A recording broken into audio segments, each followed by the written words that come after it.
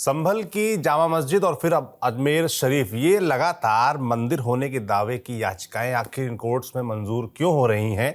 इसके अलावा धार्मिक स्थल पर जो लगातार इस बीच आप विवाद देख रहे हैं, उसके पीछे क्या कारण है? आपने एक 1991 का वर्शिप एक्ट सुन रखा होगा, इस देश में जो लागू हुआ था, वो इन पर लागू क्यों नहीं हो रहा है? इस तरह के तमाम सवाल हैं जो लोगों के मन में आजकल तैर रहे हैं। इन सभी सवालों का जवाब देने का प्रयास रहेगा इस वीडियो में। और जवाब देने के लिए हमारे साथ सुप्रीम कोर्ट से हमारे वरिष्ठ साथी पीयूष पांडे जी जुड़ेंगे, जिनसे हम जानेंगे कि आखिर आजकल ये हो क्या रहा है। दो मामले तो हमने लगातार ही देख लिए। अभी संभल का जामा मस्जिद का विवाद, जिसमें काफ़ी हिंसा भी हो गई, 4 लोगों की मौत भी हो गई, और अजमेर शरीफ का मामला आया है जहां पर याचिका कल मंजूर हुई है। अब उसमें भी ऐसी खबरें आ रही हैं कि कोर्ट सुनवाई करेगा और सर्वे जैसी चीज़ें हो सकती हैं। तो पीयूष जी, सबसे पहले तो मैं यही जानना चाहूँगा कि आखिर ये एकदम से गति क्यों बढ़ गई है? कोर्ट्स में ये मंजूर जो बातें हो रही हैं, उसके पीछे क्या कारण है? और ये जो विवाद बढ़ रहा है, उसके पीछे क्या कारण है? उसके बाद आएंगे 1991 के वर्शिप एक्ट पर। बिल्कुल सौरभ, देखिए इसके पीछे एक हाईकोर्ट का जजमेंट है। इलाहाबाद हाईकोर्ट ने 19 दिसंबर 2023 को एक फैसला दिया। इस फैसले में इलाहाबाद हाईकोर्ट ने ये कहा कि 1991 का जो प्लेसेस ऑफ वर्शिप एक्ट है, उसमें ये नहीं स्पष्ट किया गया है कि किसी भी धार्मिक स्थल के धार्मिक चरित्र की परिभाषा क्या है और ये परिभाषा आखिर कौन तय करेगा। ये तय करने का फोरम सिर्फ अदालत है। तो ऐसी स्थिति में अदालत के समक्ष अगर मामला जाएगा तो फिर वो सर्वेक्षण का आदेश दे सकता है, ताकि अदालत तथ्यों के आधार पर ये तय कर सके कि आखिर जो वाद डाला गया है, यानी कि जो मामला सामने आया है, उसमें जो दावा किया गया है उस पर असली उसकी हकीकत क्या है। तो ये जानने के लिए सर्वे का आदेश देने की इजाजत एक तरह से सभी मामलों में इलाहाबाद हाई कोर्ट ने दे दी। चूंकि ये मामला उसके पहले लोअर कोर्ट में था और लोअर कोर्ट ने, जो वाराणसी का लोअर कोर्ट था, उसने इस मामले में कमिश्नर सर्वे का ऑर्डर किया था। और उसके बाद आप जानते ही हैं कि इस मामले में एएसआई का सर्वेक्षण का भी ऑर्डर हो गया और वो मामला सुप्रीम कोर्ट तक पहुंचा और सुप्रीम कोर्ट ने हाई कोर्ट के आदेश पर रोक नहीं लगाई। तो इस मामले में जो हाई कोर्ट का ऑर्डर है वो अभी तक एक मिसाल है और उसके खिलाफ जो अंजुमन इंतजामिया मस्जिद समिति है, उसकी पिटीशन सुप्रीम कोर्ट में लंबित है। गत 1 मार्च 2024 को जस्टिस डीवाई चंद्रचूड़, यानी कि सीजेआई डीवाई चंद्रचूड़ की बेंच ने उस मामले पर सुनवाई करते हुए स्थगन कर दिया था, यानी कि उस मामले में एक तरह से एडजमेंट हो गया था और सभी याचिकाओं को जो इससे संबंधित थी उनके साथ टैग कर दिया गया था और स्टे का ऑर्डर सुप्रीम कोर्ट की ओर से नहीं किया गया। तो ऐसी स्थिति में जो 19 दिसंबर 2023 का हाईकोर्ट का आदेश है, इलाहाबाद हाईकोर्ट का आदेश है, वो इसके पीछे एक शक्ति है, ताकि जो लोअर कोर्ट्स हैं वो इस मामले में सर्वेक्षण का आदेश दे सकें और वहीं से 1991 का प्लेसेस ऑफ वर्शिप एक्ट में जो बार लगाया गया था कि ऐसा कोई मामला अदालत में नहीं दाखिल किया जा सकता, उसकी इजाजत हाईकोर्ट के फैसले के साथ देश भर की सभी अदालतों को मिल गई। और अब जबकि मामला सुप्रीम कोर्ट में अभी उसके खिलाफ जो अपील है वो लंबित है, तो ऐसी स्थिति में जब तक सुप्रीम कोर्ट इस मामले पर कोई आदेश नहीं दे देता, तब तक ऐसी याचिकाएं दाखिल होती रहेंगी और ऐसे मामलों में निचली अदालत के समक्ष जो दावा पेश किया जाएगा उससे संबंधित हकीकत जानने के लिए सर्वेक्षण का आदेश भी निचली अदालत द्वारा या अधीनस्थ न्यायालय द्वारा दिया जा सकता है, क्योंकि इलाहाबाद हाईकोर्ट ने इस मसले पर स्पष्ट फैसला दिया था। और जो सीपीसी का ऑर्डर 7 रूल 11 है, यानी कि इस मामले में जो मेंटेनेबिलिटी वाला कि जो पिटीशन लोअर कोर्ट में फाइल की गई वो योग्य है या नहीं है, उसकी भी इजाजत हाईकोर्ट की ओर से दी गई थी। तो ऐसे में इलाहाबाद हाईकोर्ट ने 2 पहलुओं पर जो फैसला दिया था वो बहुत ही बड़ा फैसला था और उसके इम्प्लीकेशंस आप देख सकते हैं कि भोजशाला,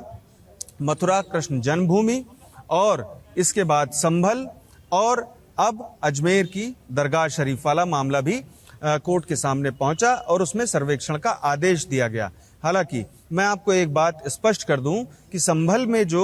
निचली अदालत के समक्ष याचिका दाखिल की गई है उसका सीधे तौर पर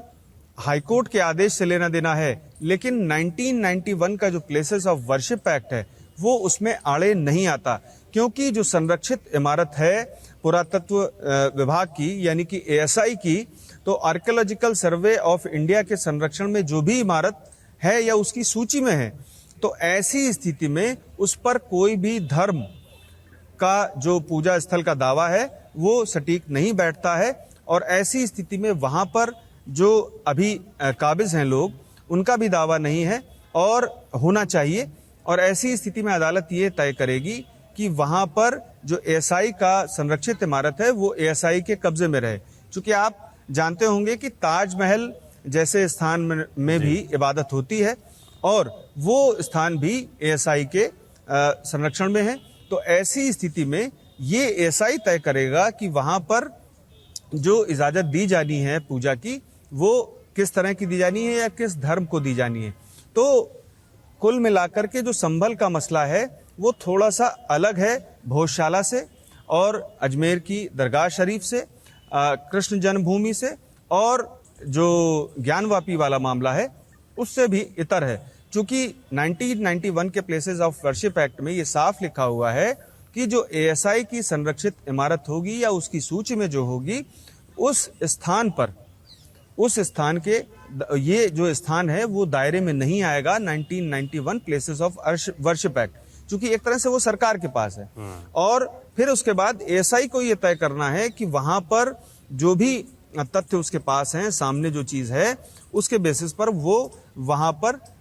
पूजा की इजाजत दे या इबादत की इजाजत दे, तो वो उसको तय करना है। और यही मामला अदालत के समक्ष पेश किया गया, तो यही दावा किया गया। वहां पर यह जरूर है कि हिंदू पक्ष की तरफ से ये कहा गया कि ये सारी चीजें देखने के बाद ASI को ये जामा मस्जिद सौंपने के बाद इस मामले पर ASI को तय करने दिया जाए कि आखिर ये धार्मिक स्थल किस धर्म से संबंधित है। तो मैं आपको ये स्पष्ट कर चुका हूं कि किस तरह से ये शक्ति अदालत के पास आई, निचली अदालतों के पास, कि वो सर्वे का आदेश दे सके। बाकी आप अब 1991 प्लेसेस ऑफ वर्शिप एक्ट के बारे में पूछ सकते हैं। बिल्कुल मैं पीयूष जी यही समझना चाह रहा था कि आपने बोला कि जो 1991 का प्लेसेस ऑफ वर्शिप एक्ट है वो इन संस्थाओं पर लागू नहीं होता। उसके पीछे कारण क्या है? उसमें संभल वाले मामले में खास तौर पे आपने कहा कि क्योंकि वो संरक्षित इमारत है, ये ASI के अंतर्गत आती है, इसलिए उस पर वो लागू नहीं होता। थोड़ा सा हम जानना चाहते हैं कि आप थोड़ा सा हमारे दर्शकों को समझा दीजिए कि जो 1991 का प्लेसेस ऑफ वर्शिप एक्ट है, जो कि राम जन्मभूमि का जब पूरा मसला चल रहा था उस दौरान PV नरसिम्हा राव की सरकार लाई थी, और उसमें मुझे लगता है कि जो राम मंदिर का अयोध्या का मामला था उसको छूट दी गई थी। बाकी जितने भी 1947 के बाद जो भी स्थिति यथास्थिति रहेगी, कहा गया धार्मिक स्थलों की, और उससे पहले जो भी विवाद चल रहे थे वो 47 के बाद, आज़ादी के बाद सब बंद हो जाएंगे कोर्ट में, चाहे जो भी केस हो। उसमें सिर्फ राम मंदिर अयोध्या वाला जो मसला था, बाबरी मस्जिद वाला जो मसला था, उसको छूट दी गई थी। तो अब ये सवाल आज भी फिर उठ रहा है। आप देखिए जब भी ये विवाद आ रहे हैं, चाहे अजमेर शरीफ वाला आ रहा हो, संभल वाला आ रहा हो, ज्ञानवापी वाला मसला हो, तो सब जब भी इस विवाद का जिक्र आता है, मंदिर मस्जिद विवाद का, तो 1991 के इसी प्लेसेस ऑफ वर्शिप एक्ट का जिक्र जरूर किया जाता है कि ये लागू क्यों नहीं हो रहा है। थोड़ा ये समझा दीजिए और इसका क्या वजह है कि लागू नहीं हो रहा है। संभल वाला समझ में आता है, बाकी जगहों पर बिल्कुल। सौरभ, मैं इसको 1991 से शुरू करता हूं। इसके पीछे लाने की सिर्फ एक वजह थी, चूंकि अयोध्या वाला मसला लगातार बढ़ रहा था और सरकार को ये लगा कि देश की जो स्थिति है उसमें दो समुदाय या दो धर्म के लोग आपस में विवाद की स्थिति में आ सकते हैं और बड़ा मुद्दा बन सकता है। तो ऐसी स्थिति में चूंकि पहले सिर्फ दावा अयोध्या को लेकर के ही था और वो मसला पहले से चल रहा था, तो ऐसी स्थिति में 1991 प्लेसेस ऑफ वर्शिप एक्ट यानी कि पूजा स्थल कानून लाया गया। इसके लाने के पीछे की वजह मैंने अभी आपको बताई कि कहीं ये विवाद अन्य स्थलों पर न पहुंच जाए और सभी पर दावे ऐसे ना होने लगे। इस स्थिति के मद्देनजर ये प्लेसेस ऑफ वर्शिप एक्ट लाया गया और उसमें सीधे तौर पर बार किया गया कि कोई भी पक्ष अगर अदालत में ऐसा दावा लेकर के जाता है कि अमुक स्थान इस धर्म से नहीं अन्य धर्म से संबंधित है, तो उसकी पिटीशन सुनवाई योग्य नहीं मानी जाएगी। जी। और उस पिटीशन फाइल करने पर भी एक तरह से बार था। तो ये मसला जो है 1991 में इसी वजह से आया ताकि अयोध्या के बाद ऐसे तमाम जो मसले हैं वो देश भर में ना खड़े हो जाएं। लेकिन जब ये मामला दोबारा लोअर कोर्ट पहुंचा 2017 में ज्ञानवापी वाले मामले पर, तब लोअर कोर्ट ने जो कोर्ट कमिश्नर के सर्वे का ऑर्डर किया, उसके बाद ये मामला फिर हाई कोर्ट पहुंचा और हाई कोर्ट ने 2019 में जिस तरह का interpretation 1991 places of worship act में किया वो बहुत ही अहम था। वो इसलिए अहम था क्योंकि जो पूरा एसेंस था 1991 प्लेसेस ऑफ वर्शिप एक्ट का, यानी कि उसकी जो भावना थी 1991 प्लेसेस ऑफ वर्शिप एक्ट की, उसमें साफ तौर पर कहा गया था कि किसी भी स्थल का धार्मिक चरित्र बदला नहीं जा सकता जी। और ऐसे दावों को प्रतिबंधित किया जाता है अदालत में जाने से। तो इसमें एक जो हाईकोर्ट था उसमें हाईकोर्ट ने एक चीज स्पष्ट की कि धार्मिक चरित्र परिभाषित नहीं किया गया है किसी भी धर्म स्थल का। तो वो परिभाषा कौन तय कर सकता है? वो परिभाषा सिर्फ अदालतें तय कर सकती हैं और वही एक उचित प्राधिकार है, उचित फोरम है। और 19 दिसंबर 2023 को इलाहाबाद हाई कोर्ट ने ये आदेश दिया और उस आदेश के चलते जो 1991 का प्लेसेस ऑफ वर्शिप एक्ट है वो अपनी जो उसकी मूल भावना थी और उसमें एक कहीं ना कहीं स्थान मिल गया निचली अदालतों को हाई कोर्ट के फैसले से कि वो सर्वे का आदेश दे सकती हैं। तो ऐसे सर्वे के आदेश इसी वजह से हो रहे हैं क्योंकि अभी भी हाई कोर्ट का जो आदेश है वो लागू है और उसके खिलाफ जो पिटीशन है अंजुमन इंतजामिया मस्जिद समिति की, वो पिटीशन सुप्रीम कोर्ट में लंबित है, जिस पर 1 मार्च को हेयरिंग भी हुई थी, गत 1 मार्च को। और 1 मार्च को सुप्रीम कोर्ट ने हाई कोर्ट के फैसले के खिलाफ जो अपील आई थी उस अपील को अन्य मामलों के साथ संबद्ध कर दिया, लेकिन उस फैसले पर रोक नहीं लगाई। तो चूंकि आर्टिकल 226 के तहत हाई कोर्ट का जो ऑर्डर है वो पूरे देश में एक तरह से लागू है और उस आदेश के तहत निचली अदालतें ये करने में अब सक्षम हैं कि वो सर्वेक्षण का आदेश दे सकें। तो 1991 का प्लेसेस ऑफ वर्शिप एक्ट 3 बिंदुओं पर मैं आपको एक बार फिर से समझाता हूं कि 1947 के बाद जो ऐसे, चूंकि 1991 में ये ऑर्डर किया गया, बेसिकली कानून लाया गया, तो उस कानून को लाने की वजह सिर्फ इतनी थी कि ऐसे मामले देश भर में खड़े ना हो जाएं। और उसमें जो स्पष्टता दी गई वो साफ दी गई कि आज़ादी के बाद जो भी ऐसे मामले अगर आते हैं तो अदालतें उनको स्वीकार नहीं करेंगी और किसी भी धार्मिक स्थल की भावना को या उसके धार्मिक चरित्र को बदला नहीं जाएगा। और अगर मान लीजिए कि अदालत मामला जाता ही नहीं है, सीधे कहीं पर बड़े पैमाने पर एक समुदाय के लोग दूसरे धर्म के स्थल पर कब्जा कर लेते हैं और उसकी मूल भावना को बदलने का प्रयास करते हैं, तो ये भी नहीं संभव था 1991 प्लेसेस ऑफ वर्शिप एक्ट के तहत। तीसरा इशू ये था कि आर्कोलॉजिकल सर्वे ऑफ इंडिया के पास बहुतेरे ऐसे इमारत थे जो संरक्षित सूची में थे और ऐसी स्थिति में अगर कोई धर्म दावा करता है, यानी कि कोई धर्म का व्यक्ति दावा करे कि ये चूंकि इस धर्म से संबंधित है तो इस संरक्षण की क्षेत्र सूची से हटा दिया जाए इस इमारत को और इसे वापस उस धर्म के लोगों को दिया जाए, तो वहां भी प्रोहिबिशन किया गया, प्रतिबंधित किया गया कि जो संरक्षित इमारत है एएसआई की, वो एएसआई के पास ही रहेगी और उसमें एएसआई ये जरूर तय कर सकता है कि अगर वहां पर अमुक धर्म की पूजा कराई जाए, इबादत कराई जाए या वहां जिस भी तरीके से पूजा कराई जानी है तो वो कौन करेगा और वो उसके धार्मिक चरित्र को ध्यान में रखते हुए एएसआई को ही तय करना होता है। जैसा कि ताजमहल एक उदाहरण है, इसके लिए बड़ा उदाहरण है और देश में ऐसे कई इमारतें हैं जहां पर पूजा होती है, कहीं इबादत होती है, तो वो जो इजाजत है वो एएसआई की तरफ से दी जाती है। चूंकि आर्टिकल 25 के तहत देश में हर एक व्यक्ति को अपने धर्म को और परंपराओं को निभाने का अधिकार है। तो चूंकि ये मूल अधिकार है, तो ऐसी स्थिति में पूरी तरह से प्रोहिबिशन नहीं किया जा सकता, तो संरक्षित इमारत में भी ऐसी इजाजत दी जाती है एएसआई और सरकार के द्वारा। और अब मैं आता हूं कि आखिर 1991 का जो प्लेसेस ऑफ वर्शिप एक्ट है, उसका जो संदर्भ था वो इलाहाबाद हाई कोर्ट में कैसे पहुंचा। इलाहाबाद हाई कोर्ट में इस तरह से पहुंचा कि ज्ञानवापी मामले में जब 2017 को एक याचिका निचली अदालत में गई और उसमें इजाजत दी गई, तो उसको चुनौती दी गई अंजुमन इंतजामिया समिति और यूपी सेंट्रल सुन्नी वक्फ बोर्ड की तरफ से। कुल 5 याचिकाएं उसमें अलग अलग दाखिल हुई और उसमें ये कहा गया कि चूंकि 1991 प्लेसेस ऑफ वर्शिप एक्ट ये सारी चीजें कहता है, जो 3 बिंदु मैंने आपको बताए,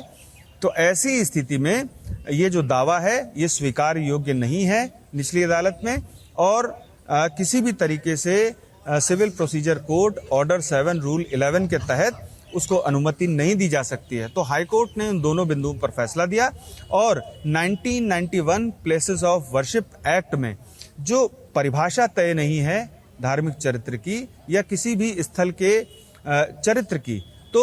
उसकी परिभाषा तय करने की छूट निचली अदालतों को और सभी अदालतों को एक तरह से हाई कोर्ट के फैसले से मिल गई। तो अब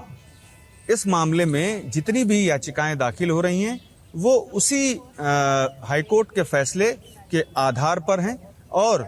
उसी हाई कोर्ट के फैसले के चलते निचली अदालतों को ऐसी याचिकाओं को 1991 प्लेसेस ऑफ वर्शिप एक्ट के होते हुए भी स्वीकार करना पड़ रहा है। और इसके साथ ही उसमें सर्वेक्षण का आदेश पहले पहल तत्काल इसलिए दिया जाता है चूंकि सुप्रीम कोर्ट की ओर से कोई रोक नहीं लगी हुई है और हाई कोर्ट ने बाकायदे इस पर डिटेल्ड जजमेंट दिया था, जिसमें 1991 प्लेसेस ऑफ वर्शिप एक्ट में जो धार्मिक स्थल का चरित्र परिभाषित करने की छूट निचली अदालतों को दी जानी है वो हाई कोर्ट के फैसले में दी गई।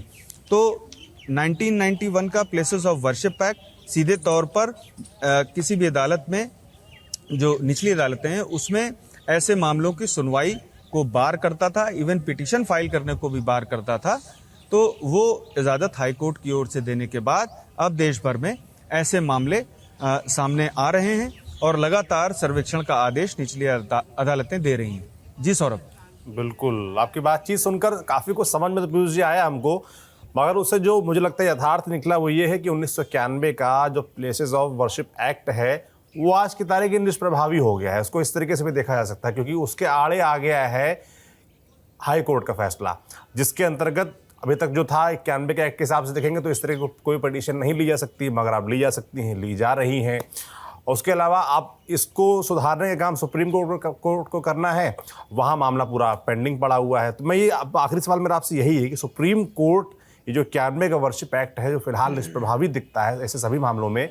हालांकि आपने ये भी क्लियर कर दिया कि एएसआई के अंतर्गत जो आती हैं इमारतें वहाँ ये प्रभावी वैसे भी नहीं होता है, अन्य में प्रभावी होता था, मगर अब हाईकोर्ट का फैसला इस वजह से बाकी जगह भी एक्सेप्ट हो रही है पिटीशन। तो सुप्रीम कोर्ट इस मामले को लेकर क्या सोच रहा है, क्या अगली सुनवाई कब तक होनी है, ये जो लोग जानना चाहेंगे। देखिए, जो अंजुमन इंतजामिया मस्जिद समिति थी उसकी पिटीशन यहाँ पेंडिंग है और 1 मार्च के बाद अभी तक सुनवाई नहीं हुई है, लेकिन ये ज़रूर है कि इस मामले पर सुप्रीम कोर्ट जब सुनवाई करेगा तो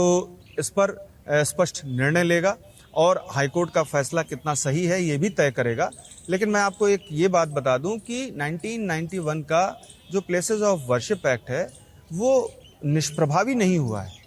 ये ज़रूर है कि उसमें हाईकोर्ट ने एक संज्ञा दे दी है कि चूंकि धार्मिक स्थल का चरित्र परिभाषित नहीं किया गया उस एक्ट में, तो ऐसी स्थिति में जो परिभाषा तय की जानी है, यानी कि कोई भी स्थान है, मान लीजिए कि मेरे पीछे सुप्रीम कोर्ट है और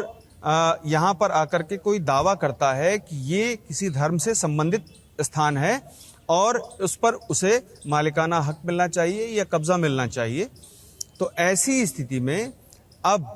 ये कौन तय करेगा कि ये धार्मिक स्थल है या नहीं है। तो ये करने की छूट, यानी कि सर्वे कराइए, सर्वे में जो तथ्य सामने आएंगे उसके बेसिस पर आप तय करिए, यानी कि अदालतें तय करें कि आखिर अमुक स्थल किससे संबंधित है। ये जरूर था कि 1991 प्लेसेस ऑफ वर्शिप एक्ट में जो पिटीशन को बार किया गया था, यानी कि ऐसे दावों को बार किया गया था, उन दावों को पूरी तरह से खुली छूट हाई कोर्ट ने प्रदान कर दी है। लेकिन अदालतों का काम है कि ऐसे सर्वेक्षण कराने के बाद उन पर सही निर्णय दें, और जाहिर सी बात है कि जैसे स्पष्ट तथ्य सामने आएंगे उसी के आधार पर अदालतें अपना निर्णय देंगी। चूंकि दूसरी तरफ जो मस्जिदें हैं वो किस तरह से स्थापित की जा सकती हैं या बनाई जा सकती हैं, वो मुस्लिम लॉ में साफ है। और मंदिर किस तरह से बनाए जा सकते हैं या चर्च किस तरह से बनाया जा सकता है, और क्या ऐसा किया जा सकता है कि किसी भी अन्य धार्मिक स्थल पर कब्जा करके कोई दूसरा अपने धर्म का इमारत खड़ी कर दे, क्या ऐसा किया जा सकता है? ये सारी चीजें भी सुप्रीम कोर्ट विचार करेगा। क्योंकि आप अगर गौर करें अयोध्या वाले फैसले में जो 9 नवंबर 2019 को सुप्रीम कोर्ट ने दिया था, उसमें भी ये देखा गया था कि मस्जिद किस तरह से स्थापित की जा सकती है। क्या किसी अन्य धर्म के को तोड़ करके या उसको नस्तनाबूद करके क्या मस्जिद स्थापित की जा सकती है, और क्या मंदिर स्थापित किया जा सकता है? ये सारी चीजें गौर की गई थी। और अदालत उन पर्सनल लॉ को भी गौर इसलिए करता है क्योंकि पर्सनल लॉ ही लिबर्टी देते हैं आर्टिकल 25 के तहत, अनुच्छेद 25 के तहत, कि आप अपने धर्म को किस तरह से निभाएं, अपनी परंपरा को निभाएं, और इसकी छूट पूरे देश में हर एक धर्म को, लोगों को उसी अनुच्छेद के तहत मिली हुई है। तो जाहिर सी बात है कि सुप्रीम कोर्ट इस मामले पर आगे विचार करेगा। देखना यह होगा कि सुप्रीम कोर्ट का रुख क्या रहता है, क्योंकि हाई कोर्ट का जो फैसला है उसका प्रभाव बहुत ज्यादा है, और देश भर में अभी कुछ ही मामले सामने आए हैं। ये संभावना बनती है कि देश भर में ऐसे हजारों मामले अदालतों के सामने आ जाएं जो वर्षों वर्ष तक पेंडिंग रहेंगे। और एक तरह से ये देखा जाए तो 1991 का जो प्लेसेस ऑफ वर्शिप एक्ट है उसकी मूल भावना को पूरी तरह से बदल देते हैं। तो ये मुझे उम्मीद है कि आप ये जरूर समझ पाए होंगे कि सुप्रीम कोर्ट अब इस मामले पर कब सुनवाई करेगा, ये सुप्रीम कोर्ट ही तय करेगा, और उसका रुख क्या रहता है ये भी सुप्रीम कोर्ट ही तय करेगा। और अभी तक जो हाई कोर्ट का फैसला है उसी के आधार पर जो सर्वे के आदेश हो रहे हैं वो हाई कोर्ट के फैसले के आधार पर हो रहे हैं। जी सौरभ। बिल्कुल पीयूष जी, बहुत बहुत धन्यवाद। आपने बिल्कुल विस्तार से हमको, हमारे दर्शकों को समझा दिया कि 1991 का प्लेसेस ऑफ वर्शिप एक्ट क्या है, ये जो संभल और अजमेर शरीफ को लेकर जो सुनवाई हो रही है उसके पीछे क्या कारण है, सर्वे क्यों करवाया जा रहा है, इलाहाबाद हाई कोर्ट का जो आदेश था जो 91 के वर्शिप एक्ट के आड़े आ रहा है, और सुप्रीम कोर्ट में क्या कुछ चल रहा है, क्यों ये मामला सुप्रीम कोर्ट में, लोगों को इंतजार रहेगा कब सुनवाई होगी, पूरा आपने हमको विस्तार समझाया। उसके लिए आपका बहुत बहुत शुक्रिया, आप जुड़े हमारे साथ। बाकी ये पूरे मामले इस तरह के लगातार आ रहे हैं हमारे तक, और इसको लेकर जो सवाल उठ रहे हैं उसके जवाब देने का हमने प्रयास किया, और जो सवाल आपके ऐसे उठते रहेंगे और इस तरह के मामलों में जो सुनवाई होती है, जो अपडेट्स आते हैं, आप तक भी हम पहुंचाते रहेंगे। आपको ये वीडियो कैसा लगा हमें कमेंट बॉक्स में लिखकर जरूर बताएं। देखते रहिए TV9 डिजिटल। शुक्रिया।